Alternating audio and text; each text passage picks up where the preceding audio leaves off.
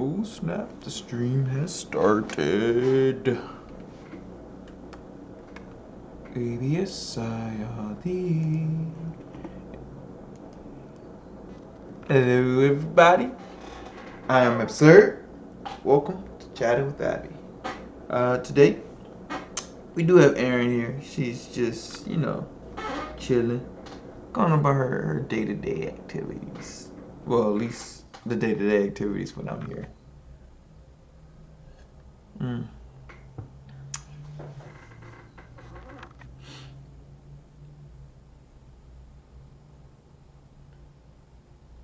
Systems. Cowards are like skeleton keys, kinda. Not in the sense that they can open every lock, but like they're the flaw in every system. In almost every system. I don't know every system, but in the systems that I've observed, whenever I was looking for the flaw, it was always a mechanical issue. And when looking for the mechanical issue in the systems that didn't necessarily consist of machines, where the mechanical issue would be, a gear, not a function not performing properly. I'm like, man, in these bigger systems, the flaw is always found inside of a coward, and because of a coward. If cowards are people, things, events, phenomena, they're afraid of reality. And so there are passive cowards which retreat into their inner story and then, want to stand by and do nothing while reality passes by, hoping that someone else takes the responsibility of fixing the problem, whatever it is. Just fingers crossed, thoughts and prayers. And then there are the aggressive cowards. These that are cowards that, because of their fear of reality and whatever is happening, they try to force the environment around them to make them comfortable. They just want to be comfortable. They don't want to be safe. They don't want to be survive. I kind of think secretly they want to be like the passive cowards, and the passive cowards secretly want to be like the aggressive cowards. Why do I have to do so much work? Why can't things just be easy for me? Why are you making this so hard? Why are you making this so hard?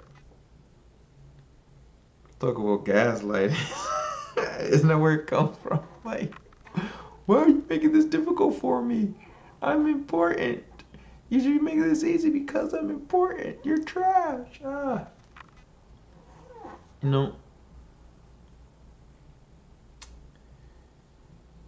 If open wounds were considered normal and acceptable to walk around with your injuries unhealed and showing and on full display,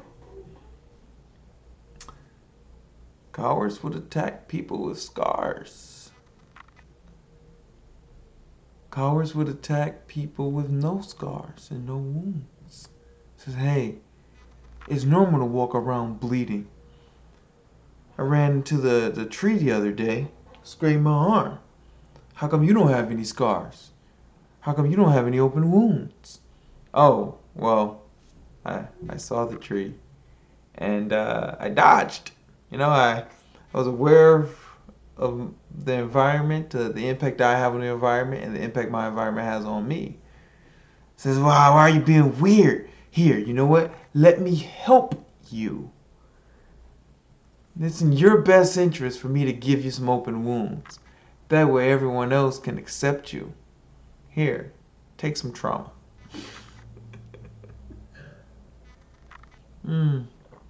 They see people with the scars. Hey, why do you have scars? What happened to your wounds? You were so beautiful when you were bleeding and injured and hurt. I loved it so much. What are these? What are these? Oh, I was losing a lot of blood with those open wounds, and I discovered that in order for me to survive, I needed to heal. I needed to take action to allow these wounds to close up, to do what it took to give my body the nutrients and resources required, in order to stimulate my blood flow, in order to have the cells in my body start reacting in a way that causes bonding instead of allowing this constant separation and carrying it with me. And then, oh, it looks like I'm having some connectivity issues. Of course. What else would I expect?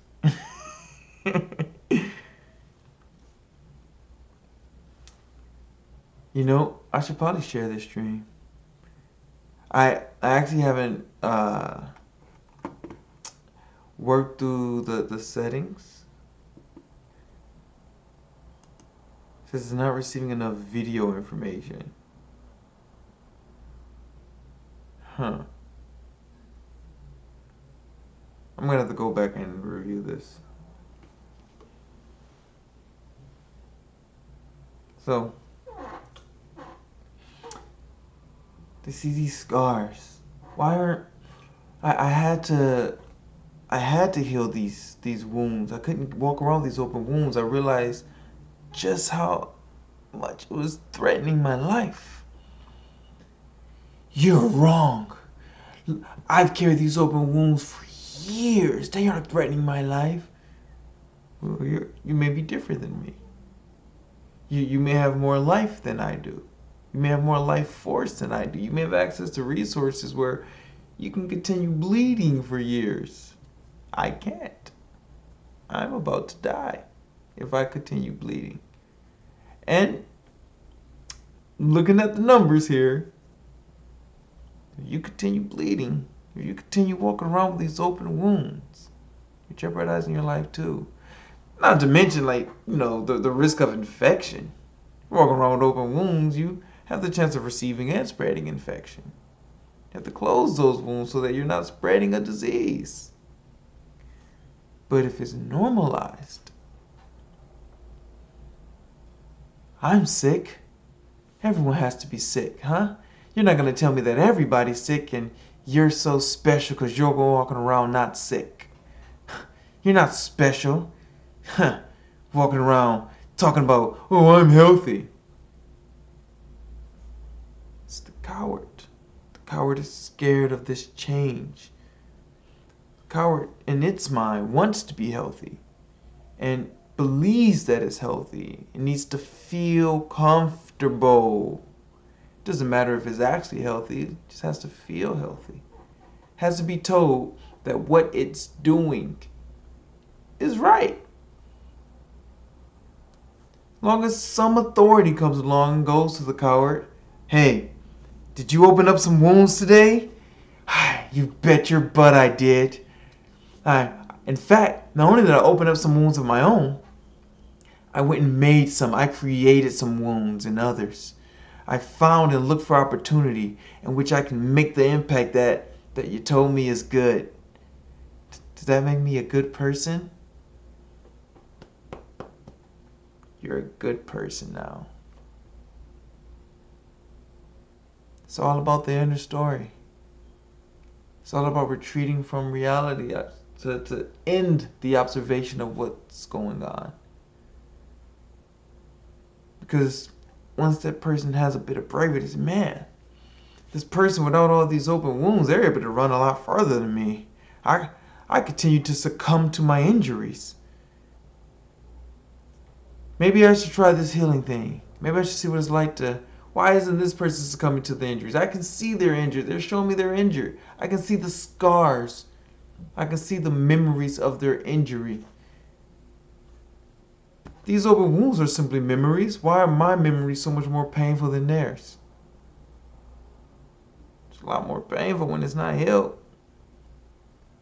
I'm not even going to pretend like healing ain't painful. Those scars still carry the memories. The wound carries memories. How fresh are they? How fresh are the memories of the pain? How muddled are they?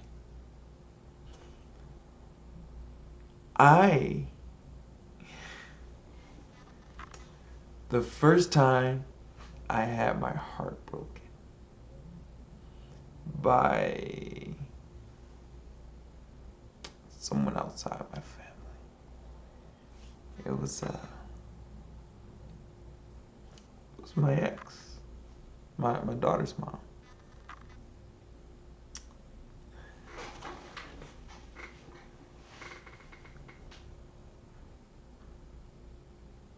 There was a change in her energy.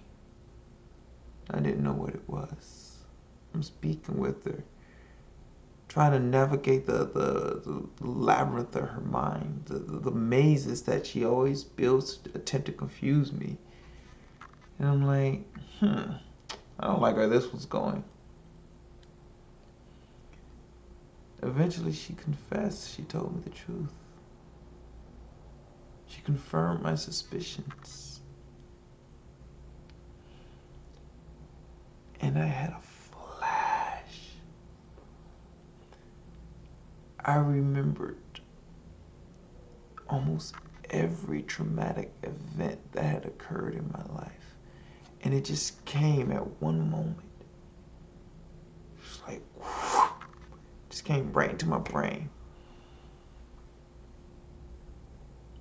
And that caused the pain of that heartbreak to amplify.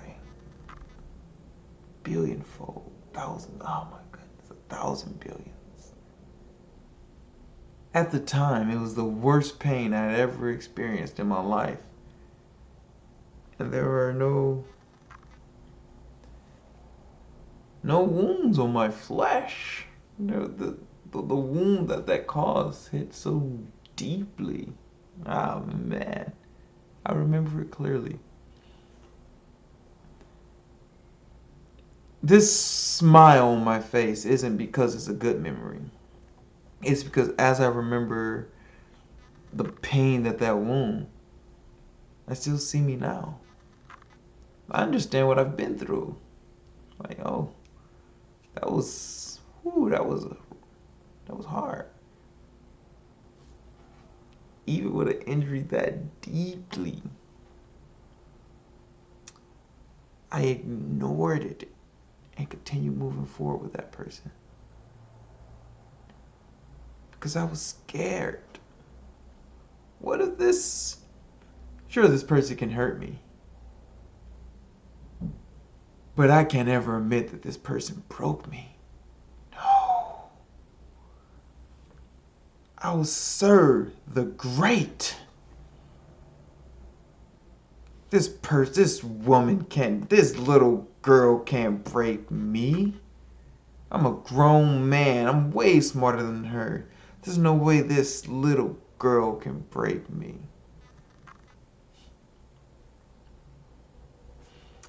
I remember an instance where I was mean to my daughter. And, no. I remember an instance when my daughter was mean to me. And as I'm watching her, I was like, hey, she's trying to break me. I've seen this method of breaking before. And then I told her I didn't want to play with her. I said, I don't want to play with you if you're being mean to your toys. And if you are trying to hit me.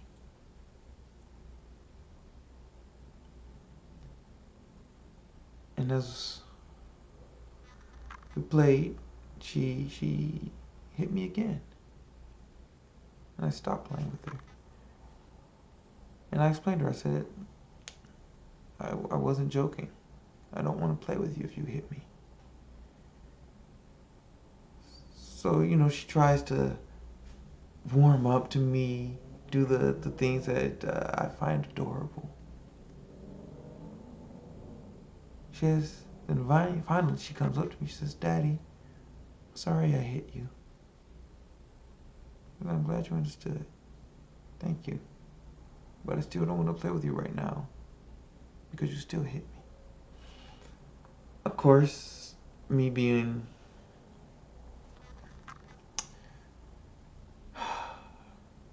I end up playing with her again. But not only did she not hit me, she wasn't mean to her toys.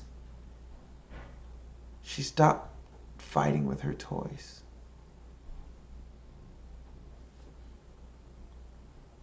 Then there was an instance where I was being mean to her. I didn't know I was being mean. I thought I was simply giving her food that was healthy for her and telling her, let me do what's best for you. But the way she reacted was like if I was being mean.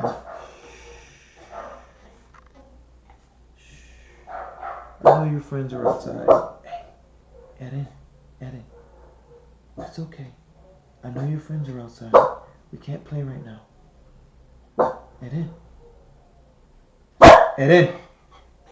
Tranqui, mija. Eden. Good girl. Bájase. Eden. Baja. Eden. Baja. Good girl. Siéntate. Good girl. Eden. Baja.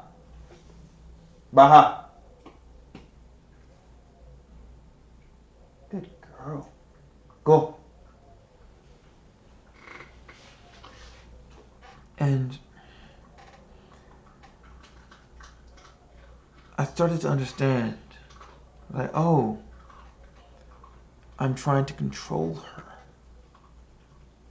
Now, there are some things I know that I do for that interest. But I didn't want to show her that these open wounds, to walk around with these open wounds. I wanted to show her healing. And so I stopped being mean to her.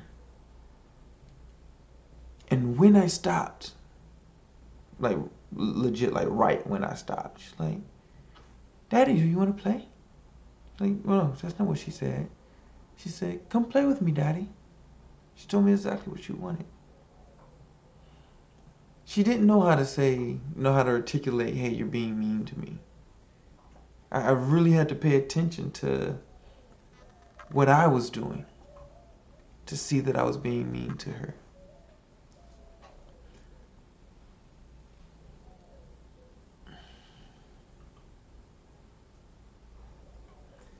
My heart broke then too. When I looked at myself and saw I was being mean to my daughter, my heart broke. Like, oh, I'm causing my daughter injury. Why would I do this? And that heartbreak, although it didn't make me cry, because I'm stronger now, it was more painful than the time, where my heart was broken by her mother. Much more painful. Because this one was my fault.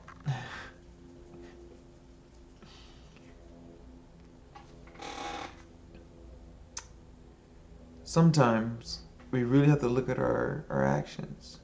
Narcissism, that according to how my brother Donald King claims to see it,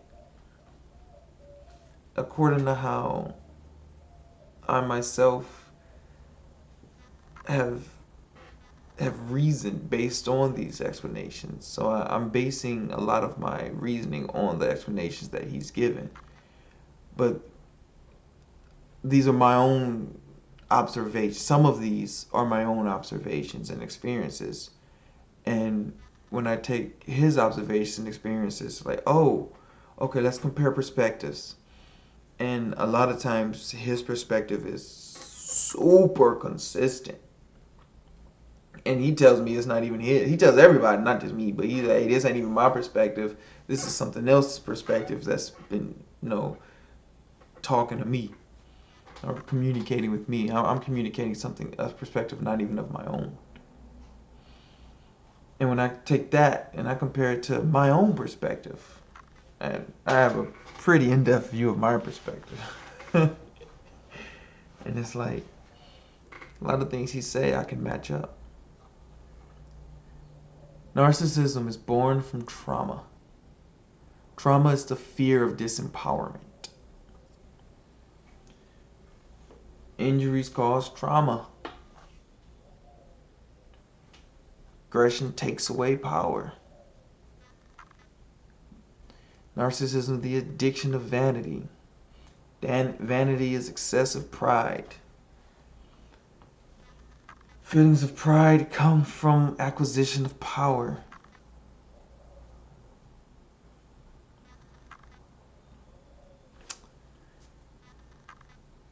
These are all these open wounds and people just bleeding everywhere and spreading potential infection and disease. All the while, they're bleeding on people. Why won't you let me help you? Let me open up your womb so that you can be free. Reminds me of Split. The guy turns into the spoilers. The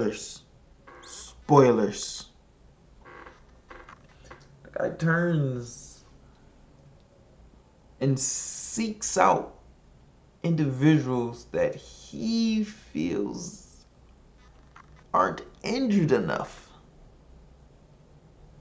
to consume them. And when he finds someone that has injuries, like, oh, sweet, you have injuries, you're pure. You have experienced trauma that makes you good. Your trauma makes you good. The trauma that you cause makes you good, because it's not trauma when you cause it. It's comfort. It's only trauma when the bad people do it. It's comfort. I used to be a bully. Everyone sees me. Says, oh, Abby, you're 6'2", you're a giant. And I tell them, I was the smallest one back home. At home, I was the smallest. I was the youngest. My growth spurt didn't hit until I was about 16 or 17. I'm walking around 5'2", size 9 shoe. 80 pounds, 50 pounds. Small, frail thing. I was bullied by my own family. You see, I wasn't physically domineering at the time. I didn't have physical stature. I just had intellectual capabilities. And even when I started to get height, I didn't have muscle. I didn't have the aggression that the environment I was in cultivated. I didn't cultivate the same type of aggression. I was bullied. And when I found people to admire me, I realized I could bully them too. I could bully them through their admiration. I can use that. Because they just want my love. So I bully them by withholding it. I was a bully. Walking around with these open wounds and causing these same wounds in others. I was just spreading this trauma, just helping it grow and get more people involved in it, get more people to work for it. Hey, this trauma I got makes me feel powerful, makes me feel big, because I get to beat up the weak thing. I'm strong enough. Nah, that's not the right way to see it. It's not I'm strong enough to beat up the weak one. The mindset is I'm not the weakest. I'm not in last place. Because it's not about getting first place. I had enough awareness to know I wasn't getting first place. I wasn't the right color to be first pick. I wasn't cute enough to be first pick. I wasn't smart enough to be first pick. I was too weak to be first pick. But I damn sure wasn't gonna be last pick. Competition, aggression, narcissism.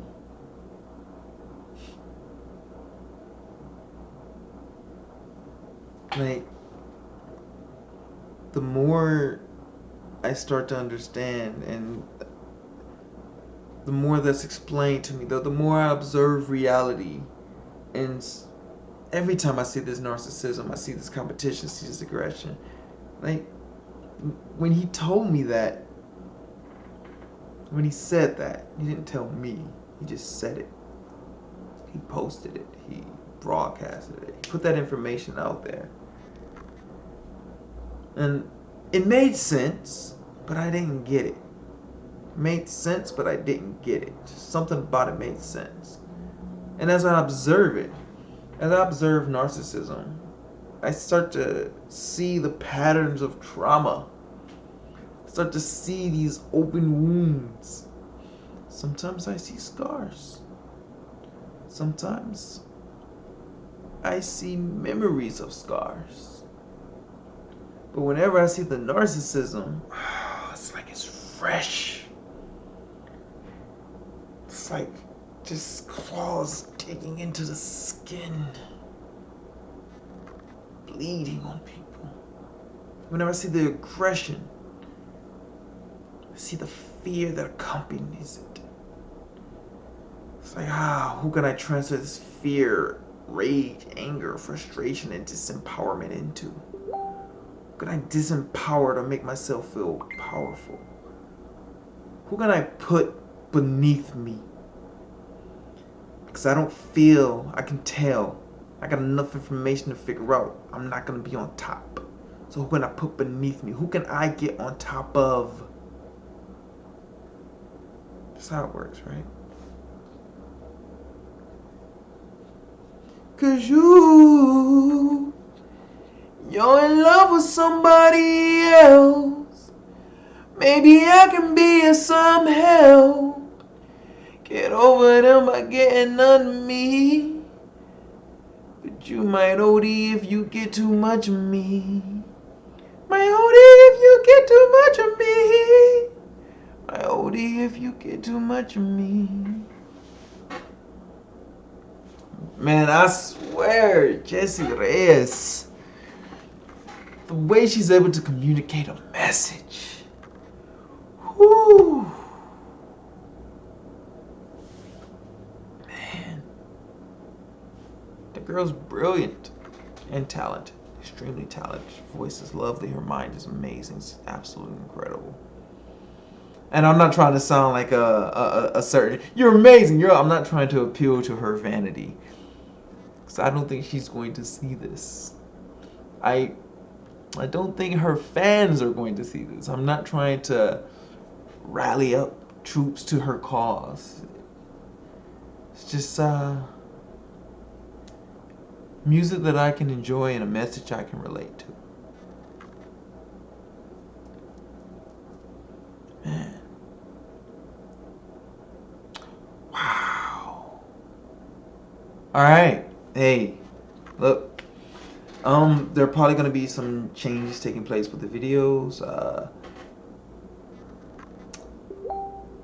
I'm only saying it to give myself a record of accountability. Because there are some things I want to do to make this information more clear. There are things I want to do to grow the conversation and to have more people engaged. And there are things that I want this to be more chatting with Abby and not so much chatting about Abby. I want to share others' experiences and points of view. I don't want this just to be me controlling the conversation. I don't want to be domineering and oppressive. I just want to be real. I want to be honest. And I want others to be honest with me. I want to put everything on the table, see what we're working with. And then, with all the information, we can all come up with a plan, something to do. Man. Like, legit, every month I was like, man, what's the plan to pay rent? And it's like such a predictable expense. It would seem logical that I would have a plan in place already, but every month I'm winging it. I'm winging it. Every day, I'm winging my meals. Kinda. Like, when I do my preparation and when I make my menu and do the preparation, I tend to do it for a few days. But it was mostly when, like, I'm like, man, I should probably make, I'm getting into schematics at that point. Alright. ABSIRD. Follow me on Facebook, Absird Charles. Follow me on Instagram, Absird1. I like how I do 2 fingers and say 1. Absird1. Because I'm the absurd one. Hey! This is the absurd one. If y'all would have heard like some of my old raps. Oh, if you check out my videos, self-therapy session, journey to heaven, it's gonna take some time. But I actually do mention one of my, I don't know if I cut it or not, but I talk a little bit about the origin of Absird. That is not my legally registered government name. But yeah, my name is D'Angelo Cartier Charles. My mother and yeah, I'm joking around. That's already like a lot of personal information, but it's not information that was difficult to acquire. Alright, don't forget the Cashapp, ABSIRD. Addy. Oh, on other fronts, I want to start working on some new music. I've been doing a few performances, and the audience, the crowd response is it's a drug. It is a drug.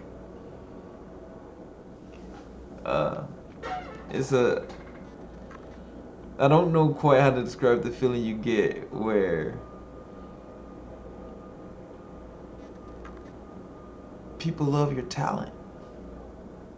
Like, they love this hard work that I'm doing, like these hours of practice and singing, these experiences that I'm going through to transform into images and they like the end result. At least they like the results that's in front of them. Oh, man. Heard someone playing my music in their car. It's like, sometimes it goes to my head, and that's why I take a lot of breaks from the music.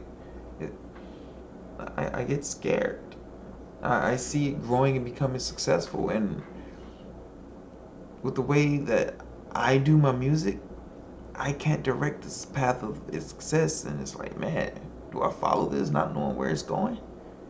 Because I've seen people follow music and I've seen what happens, and I don't I don't think I'm some superhero who, yeah, it happened to them, it's not gonna happen to me.